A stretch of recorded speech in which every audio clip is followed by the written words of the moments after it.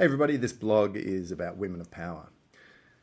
I am fortunate to have many powerful women in my world, and I'm so grateful that they've been influencing how I think and act for many, many years. If I were to look back on how I've changed for the better over the recent years, I could attribute almost all of it to the influence of these amazing women. We're approaching International Women's Day down under here on the 8th of March, so it's appropriate that we take time to acknowledge the wonderful work that many of our thought leaders who are women do in the world. And look, as a white, middle-aged male, I step really gently into this space and I claim no place of lived experience. Three of these powerful women, the women in my life, at different times over the last few years have suggested I read the work of Bell Hooks. Now, that's not a typo. Born Gloria Jean Watkins, Bell Hooks is a pen name that was inspired by her great-grandmother, and she uses it as a pseudonym. She preferred to keep her name lowercase to sort of shift the focus more on her writing than on herself. Bell has written over 40 books, and her book, The Will to Change, has impacted me deeply over this summer. This book introduced me to the social and political context of patriarchy and its dedication to command and domination as a way of living.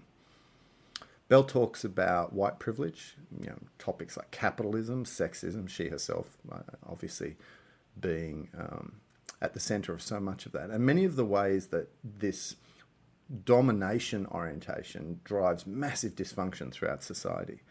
Now, I found this book particularly relevant, that's The Will to Change, as it speaks to what men can do when they wake up to the role that a domination and repression culture has had on shaping on how we men be men. How we show up in our relationships and what choices we can make to show up authentically, integrated, and partner with women and men more effectively, be this in home or as a parent or at work.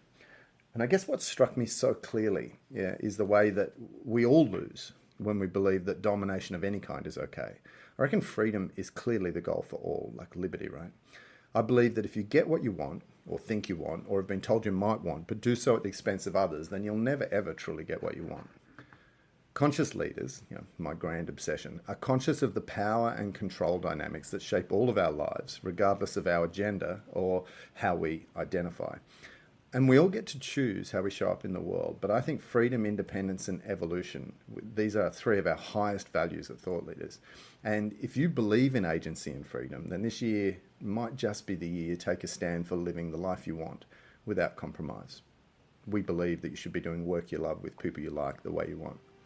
So it's an anti-systemic strategy to run a Thought Leaders practice.